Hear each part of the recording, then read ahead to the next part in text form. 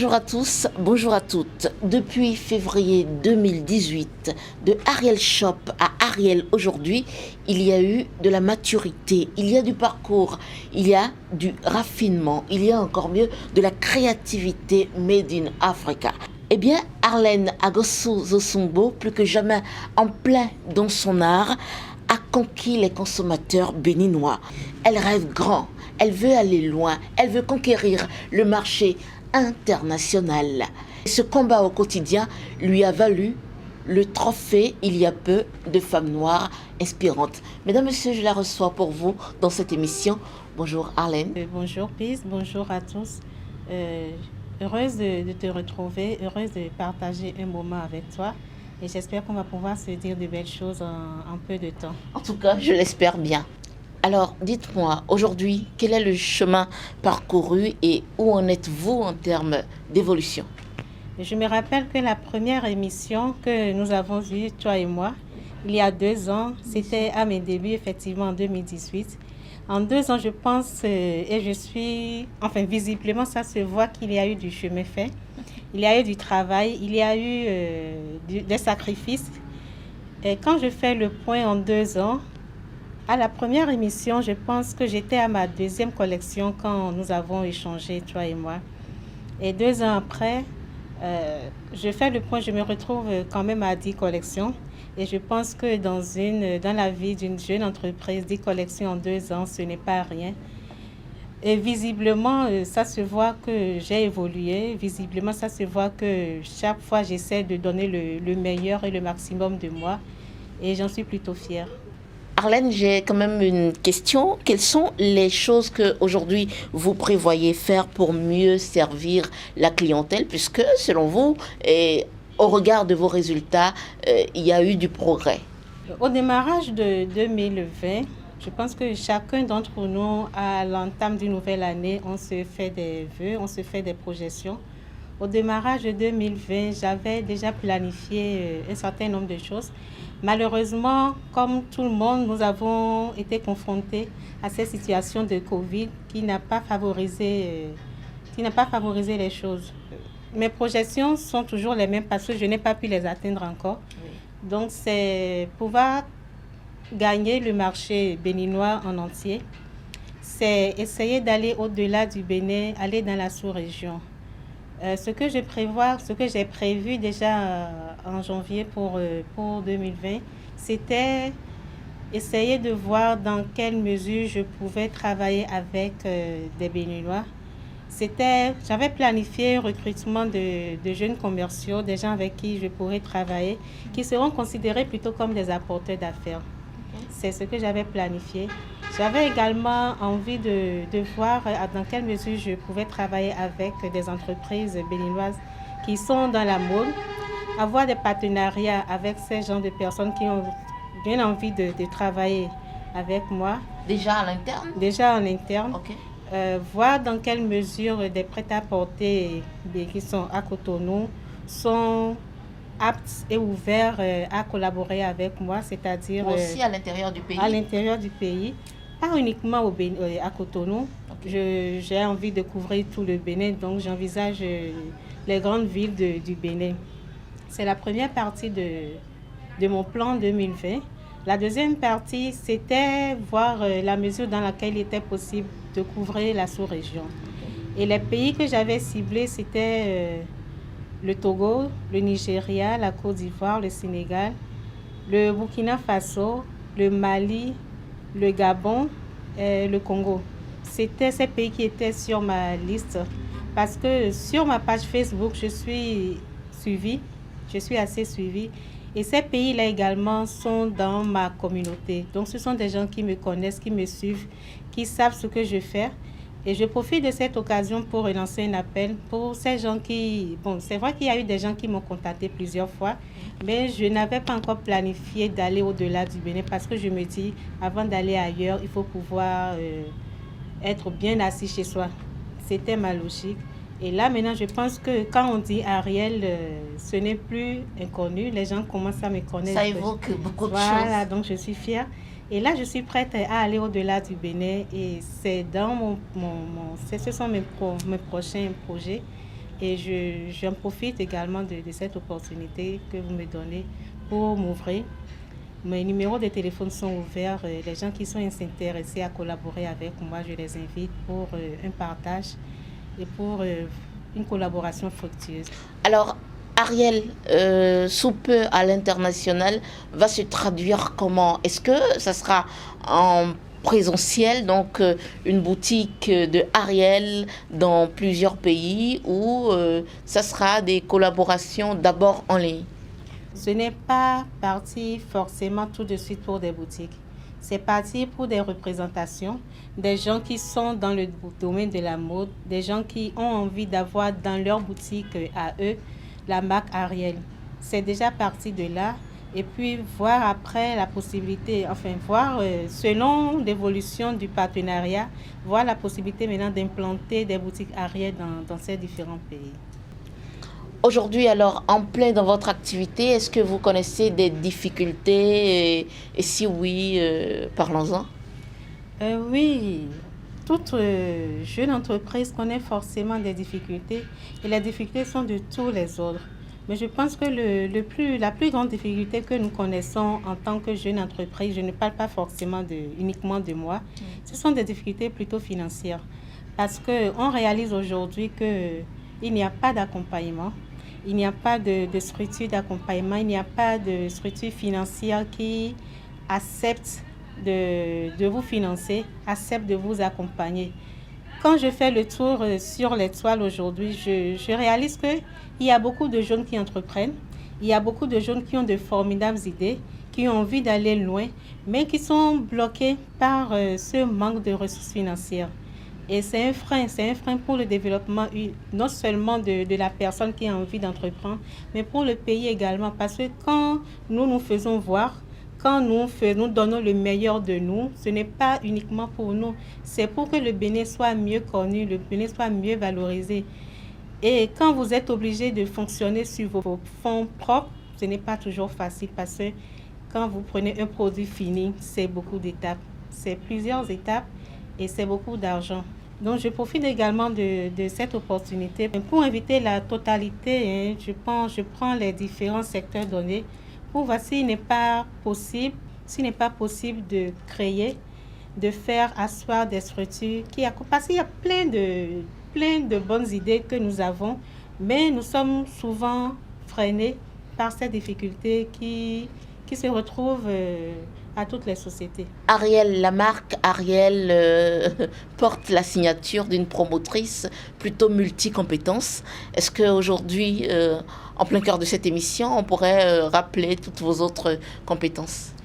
Oui, avant d'être Ariel, j'étais déjà assistante de direction, assistante administrative par une licence en secrétariat de direction de l'ENA. Ensuite, un master en ressources humaines. Avant de me consacrer entièrement à Ariel, j'ai travaillé déjà en tant que responsable des ressources humaines. Donc aujourd'hui, c'est vrai que je fais beaucoup plus à Ariel, mais je pense que quand on a beaucoup de potentialités, quand on a des compétences, il ne faut pas les abandonner. J'aime l'homme en grande tâche. C'est pour ça que je suis allée d'abord en ressources humaines. Donc aujourd'hui, je fais des consultations en ressources humaines. Des gens qui savent que je suis ressources humaines me font appel pour des conseils, pour des consultations. Il m'arrive de siéger dans des comités de recrutement pour des gens qui ont envie de recruter. Il m'arrive, après le recrutement, je fais des formations pour les personnes recrutées en secrétariat, en ressources humaines. Donc, je n'ai pas abandonné mes diplômes de base, je continue de les faire. Et Ariel vient en complément de tout cela. C'est le tout qui forme Ariel. Alors, avant de continuer dans cette émission, j'ai quand même recueilli pour vous une ou deux questions des internautes. La première que tout le monde se pose, pourquoi la marque Ariel n'est pas accessible aux Béninois un peu trop moyens? Les gens estiment que les coûts sont quand même un tout petit peu élevés. Qu'est-ce que vous avez à répondre à ça? Et vous en profitez également pour nous représenter la marque Ariel. Quels sont vos articles? Je pense que tout est relatif. Tout est relatif. Le produit que certaines personnes trouvent cher, d'autres trouveront accessible. Quand vous prenez les vêtements de la marque Ariel, dans la plupart du temps, aujourd'hui, quand on parle de Ariel, on pense aux vêtements décorés à la peinture. C'est un coût. Parce que quand vous finissez de produire votre robe, il faut travailler avec la peinture. Il faut faire appel à un artiste qui travaille. Il faut acheter de la peinture. Il faut surtout acheter de la peinture de qualité. Parce que quand vous prenez de la peinture qui n'est pas bonne, le client, il achète sa robe et 2 jours après, il fait un lavage et ça déteint. Donc, c'est le tout ensemble qui fait le coût. Et puis, nous avons des vêtements originaux. Nous avons des robes vraiment authentiques. Quand vous les prenez, ce n'est pas des robes que vous retrouvez partout. Ce n'est pas des robes ce n'est pas de la matière qui se travaille chez tous les stylistes. Donc, je pense que la qualité a un coût et puis le beau a un coût. La personne qui a la possibilité de s'offrir des robes Ariel mettra le coût. Et aujourd'hui, je ne me plains pas parce que j'ai quand même de la clientèle. J'ai des gens qui ont démarré avec moi depuis le début, qui sont restés justement parce qu'ils sont satisfaits. Et je suis heureuse. Pour les personnes qui trouvent que mes vêtements sont chers, je suis vraiment désolée. Et je les invite à se rapprocher de moi pour qu'on discute et ils trouveront que ce n'est pas cher. Rappelez-nous un peu tous les produits de la marque Ariel. Ariel fait des robes. Ariel fait des chemises pour hommes. Ariel fait des accessoires. Nous faisons des portefeuilles, nous faisons des sacs, nous faisons des chaussures, nous faisons des chapeaux. Nous faisons des blocs-notes recouverts de paille. C'est ces catégories d'articles que nous commercialisons. Ensuite, nous faisons quand même également avec des pailles. Nous avons démarré par des pailles, par un mélange de tissu igné de paille. Nous avons travaillé pendant 1 an et demi avec de la peinture. La dernière collection que nous avons sortie, qui coïncidait avec mon anniversaire, elle est faite avec du paille. Les gens ont beaucoup apprécié tout ce que nous avons comme article. Mais la liste, elle n'est pas fermée parce que tant que nous avons de l'inspiration, tant que nous réfléchissons, tant que nous travaillons, et puis, bon, je pense que ça se voit que je travaille beaucoup. Donc, c'est bien de le dire. Non, mais elle ne s'arrête pas. Demain, je peux faire autre chose. Demain, je peux décider d'aller dans de la décoration. On ne sait pas. Demain, je peux décider d'étendre un peu plus mon champ de travail. Donc, ma liste n'est pas fermée. Je reste ouverte à tout ce qui peut plaire. Alors, puisque la page Ariel, enfin, tout a démarré par une page Facebook Ariel et tout, et après est venue la boutique située en plein cœur de la ville à Védocor, à Cotonou. Dites-nous, il y a les internautes, c'est la deuxième question des internautes, ils se demandent vos messages et tout. Est-ce que vous avez recruté un personnel, sinon un community manager qui le fait, ou c'est intrinsèquement lié à vous? Effectivement, vous avez dû remarquer sur ma page, il y a beaucoup de textes. Ouais. Il y a beaucoup de textes. C'est parce chaque que collection vient avec chaque collection vient avec une histoire. Oui. C'est ma personne. Et je vous raconte que quand j'étais petite, je voulais être journaliste. C'était mon rêve de petite fille. Et quand il a fallu déposer mon dossier au concours de CESTI, de journaliste, je suis allée jusque-là. Et malheureusement, cette période a coïncidé avec le bac. Donc, j'ai dû abandonner mon rêve de journaliste et je me suis retrouvée à l'École nationale d'administration après le bac. Mais j'aime la lecture, j'aime lire, j'aime la littérature. Donc, j'aime beaucoup écrire. Et ça se ressent sur ma page qu'il y a beaucoup de textes. Je les écris moi-même, je n'ai engagé personne pour le faire. Je les écris selon ce que je ressens. Je les écris selon ce que je vis, je les écris selon ce que je vois autour de moi. Et je suis heureuse parce que je me rends compte quand même que chaque fois quand j'écris, le lendemain à mon réveil, j'ai plein de messages qui m'attendent. Beaucoup de femmes qui sont heureuses de me lire, qui me disent que mon tel test ou tel autre test l'a touché, lui a permis de se retrouver. Parce que quand j'écris, c'est souvent pour donner du courage. C'est pour donner de la persévérance, c'est pour partager de la détermination et c'est surtout pour dire à ceux qui me lisent que quand on a envie d'aller loin, il faut travailler. on peut se retrouver au sol aujourd'hui et se retrouver au sommet demain. Donc je partage la détermination. Je pense que c'est ce que les gens apprécient beaucoup dans mes tests. Donc j'écris moi-même. Je n'ai engagé personne pour le faire et je suis heureuse de le faire. Alors j'espère que le message est passé à l'internaute qui a posé sa question. Il a eu sa réponse. Nous sommes, je vais dire, au terme de cette émission. En tout cas, nous en égrenons les dernières minutes. Et je m'en vais vous demander quelles sont les autres perspectives pour Ariel après 2020. Je pense que pour parler d'après 2020, il faut déjà terminer 2020. Je dis souvent que pour passer de A à F, il faut forcément passer par B et C. Donc mes projets de démarrage d'année me tiennent à cœur. Il faut que je puisse me retrouver avec une équipe de commerciaux. Il faut que je puisse couvrir le Bénin. Ça, c'est un rêve pour moi. Et ensuite, il faut que je puisse pouvoir aller dans la sous-région et que dès qu'on entend Ariel, qu'on puisse savoir d'où ça vient, qu'on puisse savoir ce que ça fait et qu'on puisse savoir que c'est du Bénin, que ça part. C'est un rêve pour moi, ça me tient à cœur.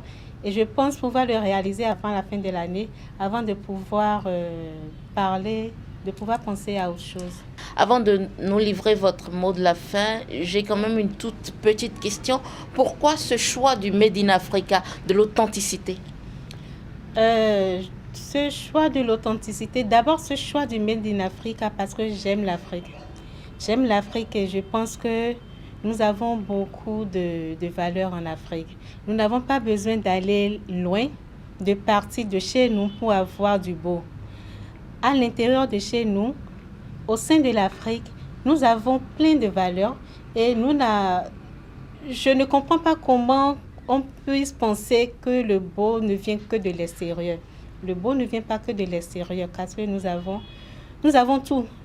Nous avons tout. Donc, j'ai opté pour la fabrication de chez moi. J'ai opté pour la valorisation de l'Afrique. Et je pense que quand je m'habille, on sait que c'est de chez moi. Je n'ai pas besoin de faire de l'importation pour être belle. Quand je sors, madame, vous êtes bien habillée. Madame, votre tenue vous va bien. Et je suis fière de leur dire que c'est de chez moi, c'est du Bénin. À présent, votre mot de la fin, puisque nous sommes au terme de cette émission. Je tiens à remercier toutes les personnes qui me suivent. Ce sont des gens qui ont démarré avec moi depuis 2018. En cours de route, des gens se sont ajoutés. Mais dans l'ensemble, je suis satisfaite et très heureuse parce que ce sont des gens qui me posent. Ce sont des gens qui m'apprécient spontanément. Mais je dis merci parce que les gens me portent, les gens m'encouragent. Je reçois beaucoup de messages de félicitations et ça fait énormément plaisir. Je voudrais terminer en disant que mon téléphone il est ouvert, c'est le 00229 66 50 50 52. Les messengers de nos pages Facebook et Instagram sont également ouverts. Si des personnes sont intéressées par mon offre de tout à l'heure, si des gens se sentent capables de collaborer, les offres de collaboration à l'international, voilà. Mes contacts sont ouverts. On pourra discuter et voir dans quelle mesure on peut collaborer ensemble. Enfin, je dis merci à mon équipe parce que Ariel, ce n'est pas que moi, c'est du monde derrière moi. Je leur dis merci parce que je mets beaucoup de pression. Je mets la pression parce que je mets un point d'honneur sur le respect des délais avec la clientèle. Donc, c'est beaucoup de pression. Ils comprennent, ils se mettent au pas et on forme une très belle équipe. Je suis heureuse. En tout cas, et en plus, vous allez faire bientôt un recrutement. Oui, mais voilà. Donc, j'espère qu'on va agrandir nos activités avec du beau monde. Merci Ariel, merci et bon vent à Ariel. Merci Arlène Agossou Zosongbo. Merci à vous tous de nous avoir suivis.